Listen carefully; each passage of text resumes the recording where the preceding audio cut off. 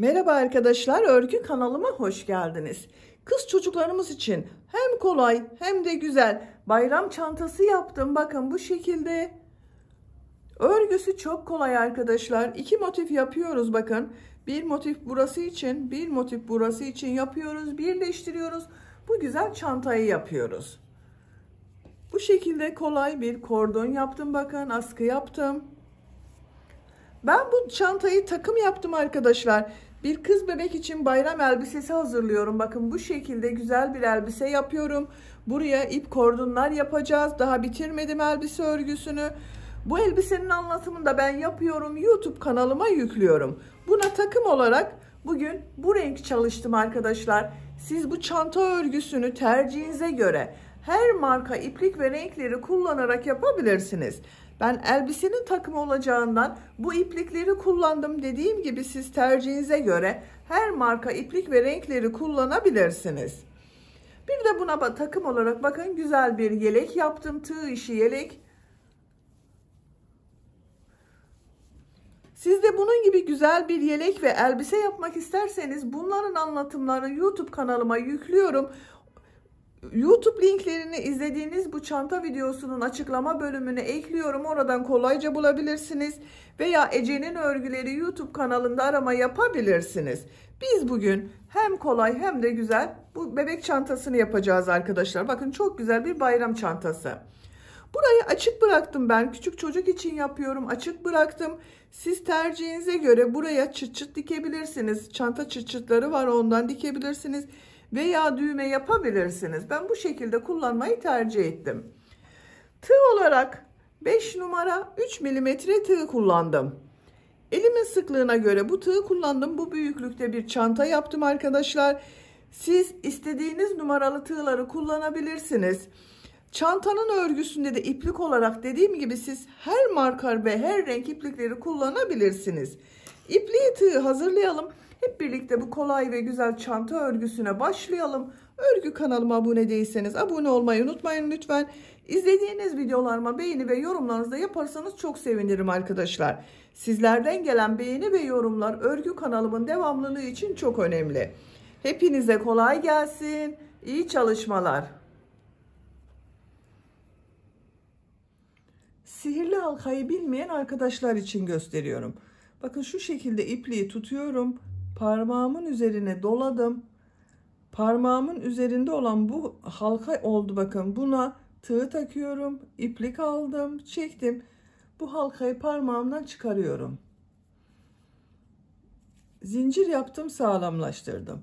2 zincir yapıyorum. Tığ üzerine iplik alıyorum. Sihirli halka içine 16 trabzan yapıyorum.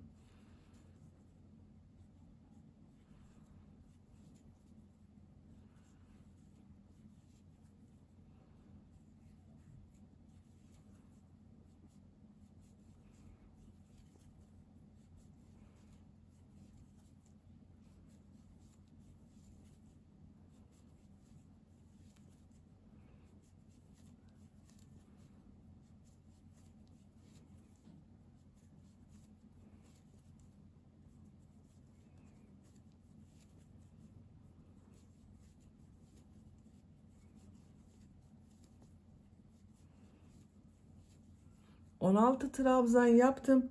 İplik ucunu çekiyorum. Bakın şu şekilde yavaş çekiyorum. Bakın hiç boşluk oluşmadı burada. İlk ilmek ile ilmek kaydırma yaparak sırayı birleştiriyorum. İplik ucunu şu şekilde tutuyorum. İpliği kesiyorum arkadaşlar. Bakın. Orta bölümünü yaptık.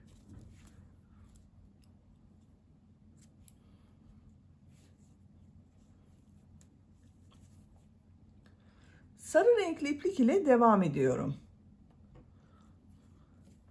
Herhangi bir ilmekten başlayabilirsiniz. Bakın şu ilmekten başlıyorum. İlmek yapıyorum.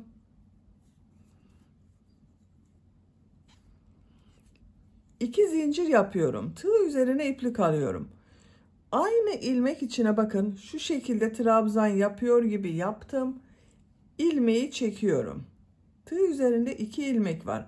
Tekrar tığ üzerine iplik alıyorum. Aynı ilmeğe tığ takıyorum. İplik aldım. Tığ üzerinde 4 ilmek var. İkisini içinden çekiyorum. 3 ilmek kaldı bakın. Üçünü birlikte çekiyorum. Bir zincir yapıyorum. İkinci ilmeğe de aynı şekilde model yapıyorum.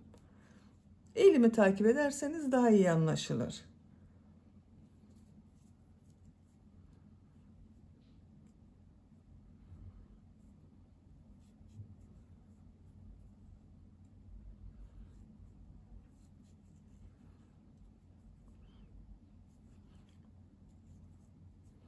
Bir zincir yapıyorum arada.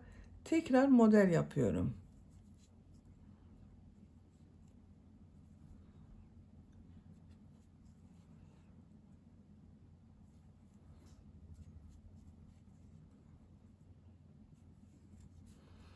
Bir zincir yapıyorum. Model yapıyorum yine.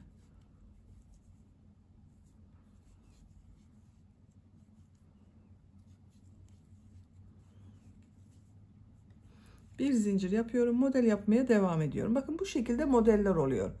16 model olacak arkadaşlar. Sıra sonuna kadar devam edelim. Sıra sonuna kadar modelleri yaptım. Bir zincir yapıyorum. İlk yaptığım model ile ilmek kaydırma yaparak birleştiriyorum. İpliği kesiyorum.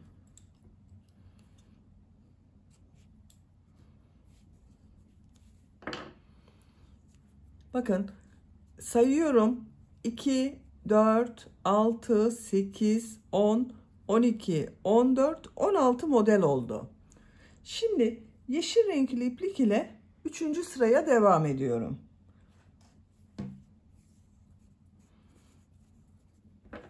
Yine herhangi bir ilmekten başlayabiliriz.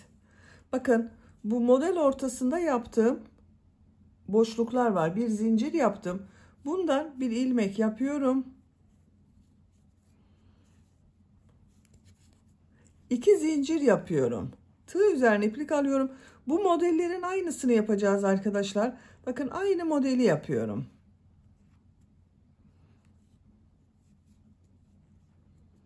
Bu ilk başta yaptığım 2 zincirde bir trabzan oluyor. 3 trabzanlı modelleri yapıyoruz. Birlikte yapıyorum bakın. 2 zincir yapıyorum. Bu sırada arada 2 zincir yapıyoruz. 2 model ortasına yine model yapıyorum.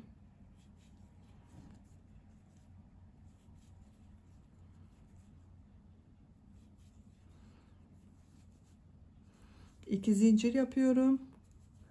2 model ortasına model yapıyorum.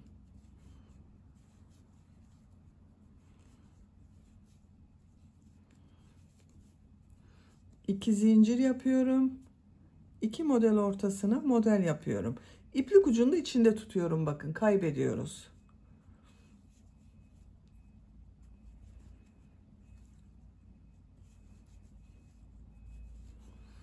Arada 2 zincir yapıyoruz bu sırada. Sıra sonuna kadar devam edelim. Sıra sonuna kadar modelleri yaptım. 2 zincir yapıyorum. İlk yaptığım model ile bakın bu ilmek ile ilmek kaydırma yaparak birleştiriyorum. İpliği kesiyorum.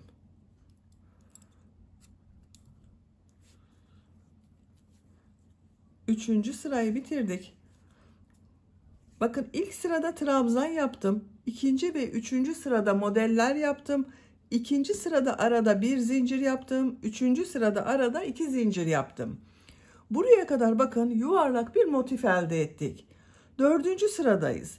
Dördüncü sıradan itibaren artık bu yuvarlak motifi kare motif, 4 köşesi olan bir motif yapacağız.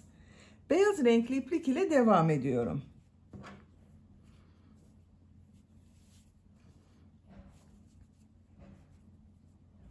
Herhangi bir model ortasından şu şekilde bir ilmek yapıyorum.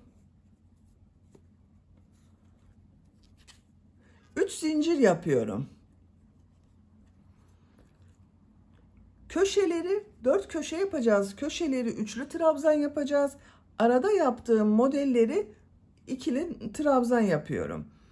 Bu ilk başta yaptığım üst zincirde bir üçlü trabzan oluyor. Bakın tığ üzerine bir defa iplik alıyorum. Aynı zincir üzerine 2 üçlü trabzan yapıyorum. 3 defa da çıkarıyorum bakın.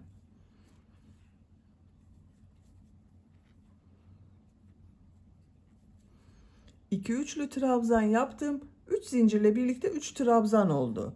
Tığ üzerine iplik alıyorum. Bu iki model ortasına 3 trabzan yapıyorum. 2 defa da çıkardığım trabzan yapıyorum. 1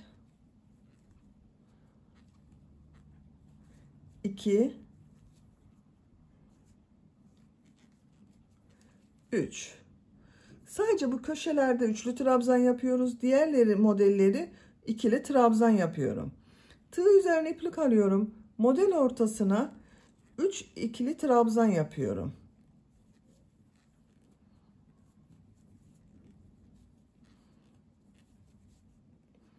Tekrar tığ üzerine iplik alıyorum. Bakın 3. trabzan grubunu yapıyoruz. 3 trabzan yapıyorum.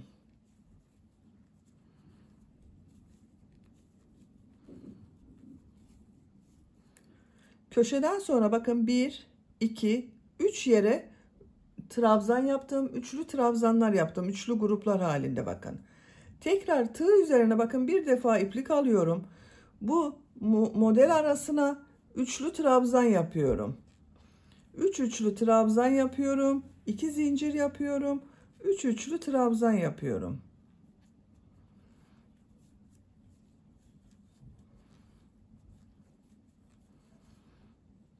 Bakın 3 üçlü trabzan yaptım. 2 zincir yapıyorum. 3 üçlü trabzan yapıyorum.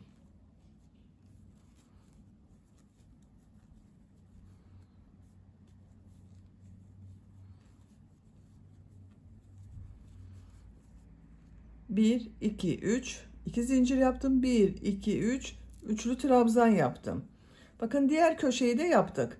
Bu ilk başta yaptığımız bir köşenin yarısı arkadaşlar. Sıra sonunda bunu tamamlayacağız. 3 üçlü trabzan, 2 zincir, 3 üçlü trabzan görüntüsü olacak. Tığ üzerine iplik alıyorum. Bu model ortasına 3 trabzan yapıyorum.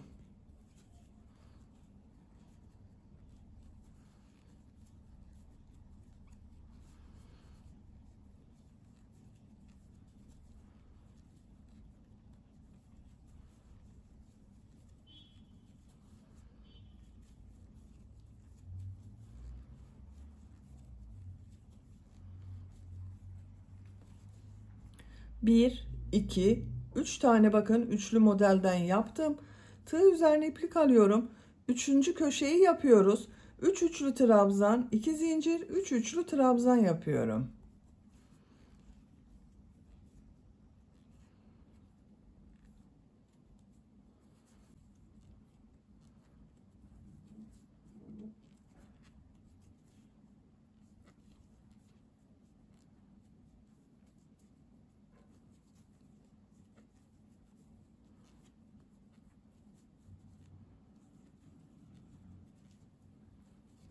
Bakın buraya da 3 üçlü trabzan, 2 zincir, 3 üçlü trabzan yaptım. Üçlü trabzan yapıyorum grup halinde, bakın normal trabzan yapıyorum bunları.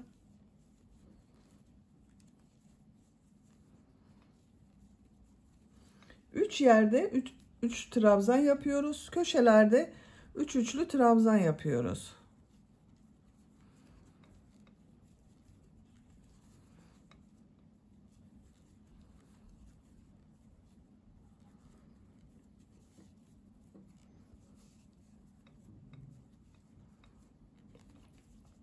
Bir, iki, üç grup yaptım. Tığ üzerine iplik alıyorum. Dördüncü köşeyi yapıyoruz arkadaşlar. 3 üçlü trabzan, 2 zincir, 3 üçlü trabzan yapıyorum.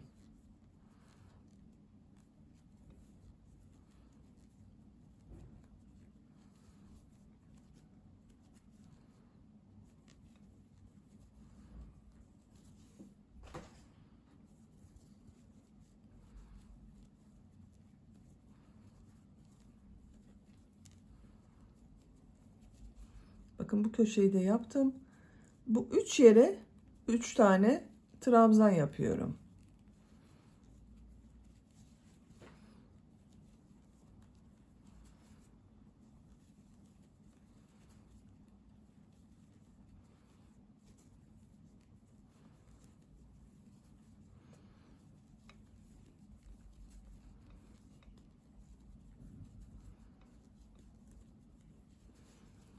Bakın bu model başladığımız köşeye geldik.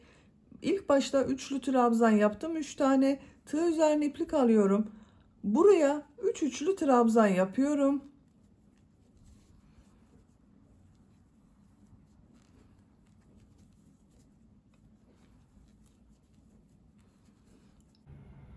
Tığ üzerine iplik alıyorum.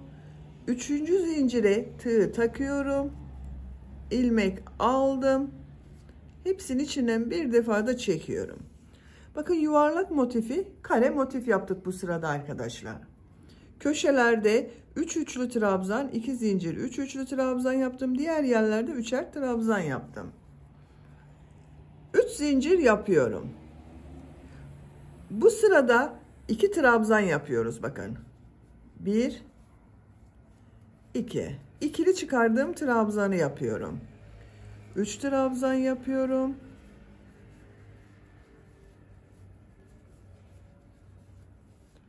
3 trabzan yapıyorum.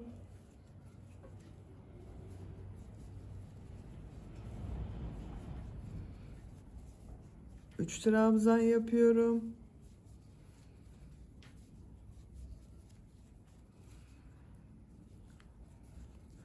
3 trabzan yapıyorum. Bakın köşeye geldim. Köşede 3 trabzan, 2 zincir, 3 trabzan yapıyorum.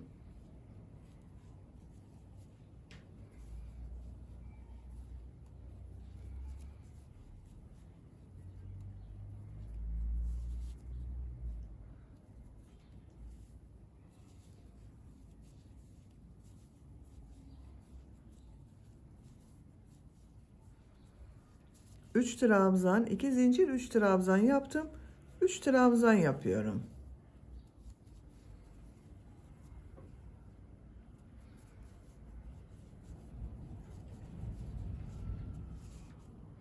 Köşede yine 3 trabzan, 2 zincir, 3 trabzan yapalım. Diğer boşluklara 3 trabzan yapalım.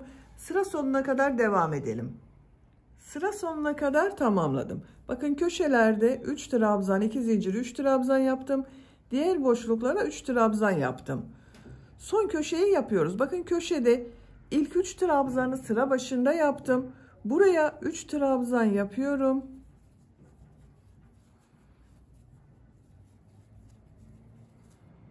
Tığ üzerine iplik alıyorum. Burada yaptığım bakın 3 zincir yaparak bir trabzan yaptım. 3. zincire tığ takıyorum. İlmek aldım. Üçünün içinden çekiyorum. Köşeyi yaptık. İpliği kesiyorum.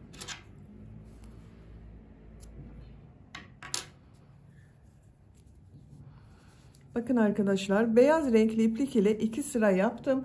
Şimdi sarı renkli iplik ile devam ediyorum. Herhangi bir köşeden başlayabilirsiniz. Bakın bu köşeden başlıyorum. İlmek yaptım. 3 zincir yapıyorum. 1 trabzan yapıyorum. Bakın köşe için 2 trabzan yaptım arkadaşlar. İlk trabzan bu 3 zincir yaparak yaptığım trabzan, 1 trabzan yaptım. Trabzan sırası yapacağız. Her ilmek üzerine 1 trabzan yapıyorum. Bakın bütün ilmeklere trabzan yapıyoruz.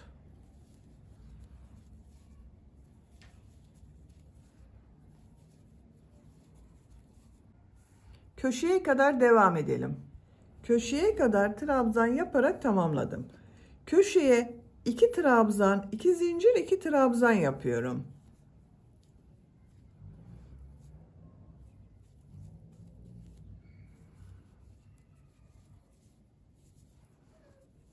İki trabzan, 2 zincir, 2 trabzan yaptım.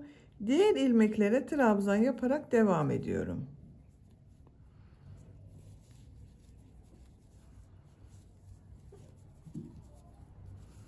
Köşelerde 2 trabzan, 2 zincir, 2 trabzan yapalım. Diğer ilmeklere trabzan yapalım. Sıra sonuna kadar devam edelim. Sıra sonuna kadar tamamladım. Köşelerde 2 trabzan, 2 zincir, 2 trabzan yaptım. Diğer ilmeklere 1 trabzan yaptım. Buraya da bakın 2 trabzan yapıyorum. Tığ üzerine iplik alıyorum. sıra başında yaptığım 3. zincire tığ takıyorum. Hepsinin içinden bir defa da çekiyorum. Bu köşeyi de yaptık arkadaşlar. Bakın görüntüsü bu şekilde oldu. 3 zincir yapıyorum. Bu köşeye bir trabzan yapıyorum. 3 zincir ile birlikte 2 trabzan oldu. Diğer ilmeklere trabzan yaparak devam ediyorum. Köşeye kadar devam edelim. Köşeye kadar tamamladım. Köşeye 2 trabzan, 2 zincir, 2 trabzan yapıyorum.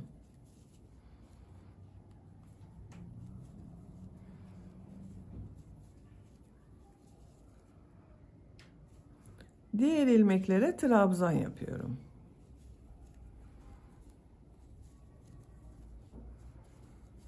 Köşelerde yine 2 trabzan, 2 zincir, 2 trabzan yapalım. Sıra sonuna kadar devam edelim. Köşeye kadar tamamladım. Köşe için buraya 2 trabzan yapıyorum. Tığ üzerine iplik alıyorum. 3. zincir ile birleştiriyorum bakın. İpliği kesiyorum.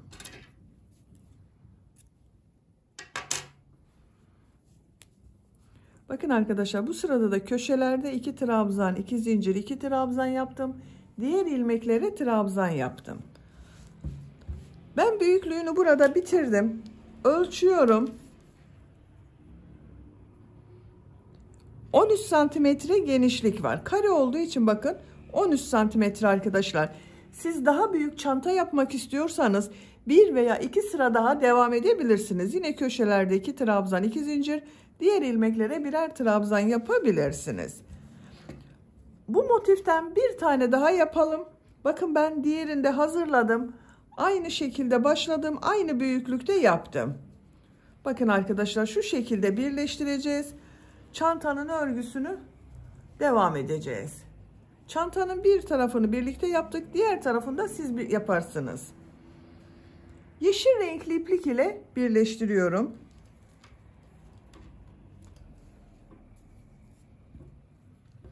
Yine herhangi bir köşeden başlayabilirsiniz. Bakın şu köşeden şu şekilde 2 köşeyi birleştirerek ipliği bağlıyorum.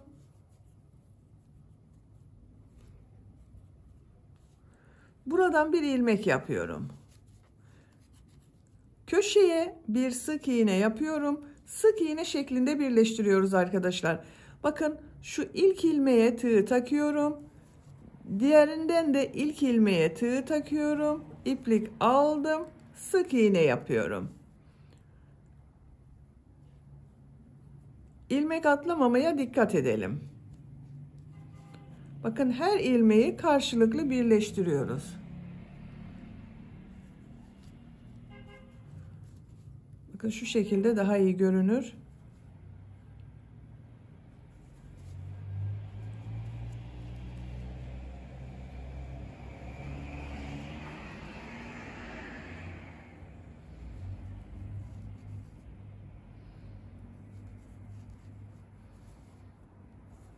Köşeye kadar devam edelim. Köşeye kadar sık iğne şeklinde birleştirdim. Bakın. Köşelerde 3 sık iğne yaparak birleştiriyoruz. Bakın burada 2 köşeyi yine birlikte yaparak 3 sık iğne yapıyorum. 1 2 3. Diğer ilmeklere yine sık iğne yaparak birleştiriyorum.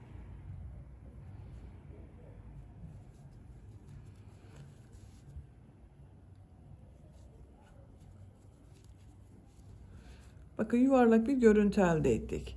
Bu köşeyi de yine 3 sık iğne yapalım. Buraya kadar devam edelim. Bakın bu köşeyi boş bırakacağız arkadaşlar. Burası açık kalacak. Buraya kadar devam edelim. Bu köşeye kadar tamamladım. Bu köşeyi yine bakın birlikte bir sık iğne yapıyorum. Köşelerde 3 sık iğne yaptım. Diğer ilmeklere bir sık iğne yaparak birleştirdim. Bakın görüntüsü bu şekilde oldu. Burası açık kalacak. Yine sık iğne yapmaya devam ediyorum. Bakın bu köşeyi açık olarak tek köşeye yapıyorum. bir sık iğne yapıyorum. İlmeklere sık iğne yapıyorum.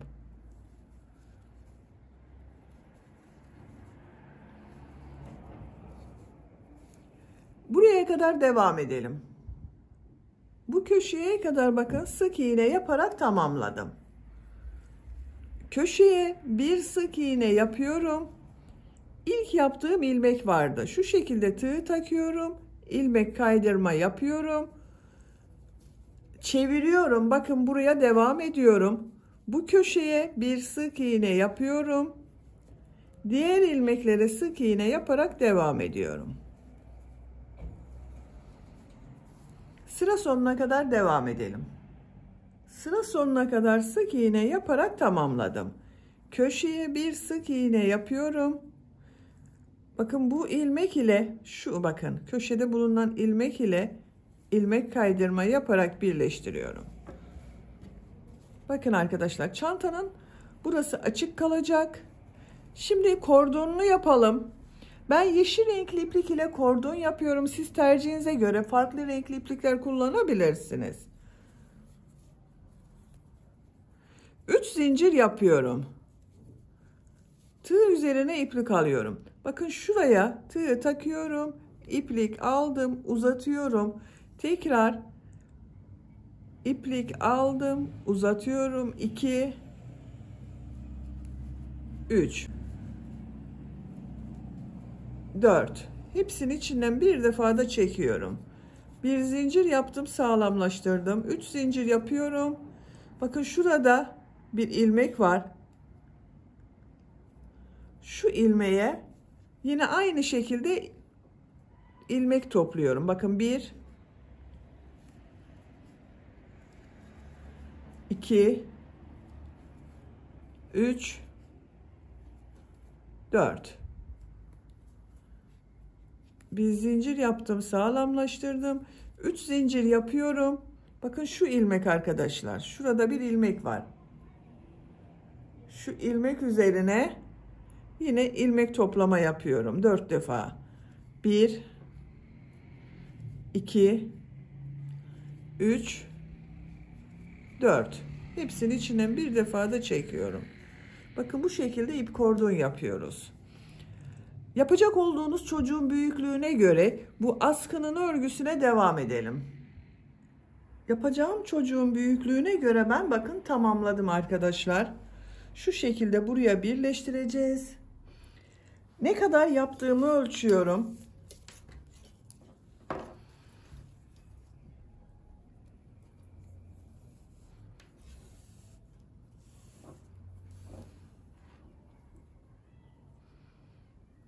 ...72 santimetre uzunluk yaptım.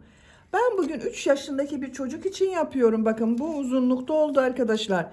Siz yapacak olduğunuz çocuğun büyüklüğüne göre daha fazla veya daha az yapabilirsiniz.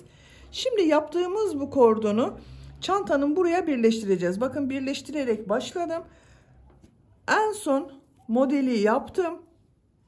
Şu şekilde bakın buraya birleştiriyorum.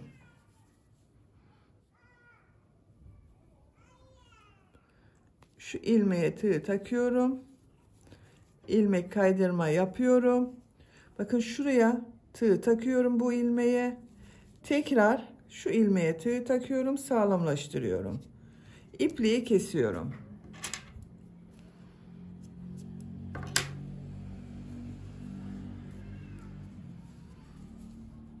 İplik ucunu örgünün ters tarafında kaybediyorum.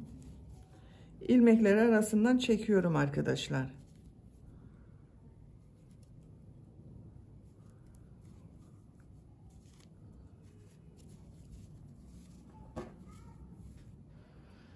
Bakın bu şekilde oldu. Çantayı bu şekilde kullanabilirsiniz. Ama ben çevresinden model yapmak istiyorum. Beyaz renkli iplik ile yapıyorum. Siz dediğim gibi bu şekilde de kullanabilirsiniz. Şuradan başlıyorum bakın. Bu kordon yaptığım şu ilmekten beyaz renkli iplik ile bir ilmek yapıyorum. Sağlamlaştırdım. Tığ üzerine iplik alıyorum. Bir ilmek atlıyorum. Bu ilmeğe 5 trabzan yapıyorum. 1 2 3 4 5. Aynı ilmek içine 5 trabzan yaptım. Bir ilmek atlıyorum, ilmek kaydırma yapıyorum. Bakın şu şekilde ilmek kaydırma yapıyorum. Tığ üzerine iplik alıyorum. Bir ilmek atlıyorum, 5 trabzan yapıyorum.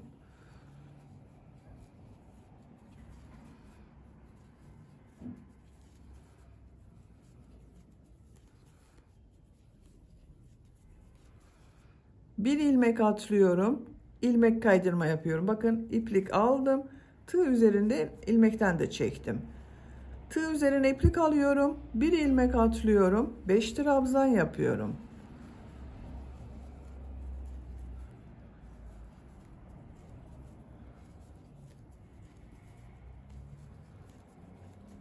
Bir ilmek atlıyorum. İlmek kaydırma yapıyorum.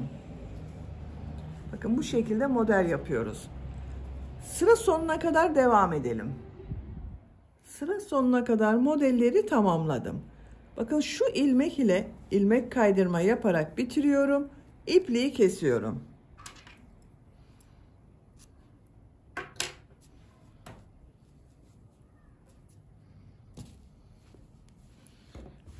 Bakın arkadaşlar, çantanın çevresinden modeller yaptım. Çok güzel oldu. Çantanın örgüsünü bitirdik. Çantanın bu açık bölümüne bakın bu şekilde kullanabilirsiniz veya düğme dikebilirsiniz, çıt çıt yapabilirsiniz buraya. Çanta çıt çıtları dikebilirsiniz. Küçük çocuk için olduğundan ben hiçbir şey yapmadan bu şekilde kullanıyorum.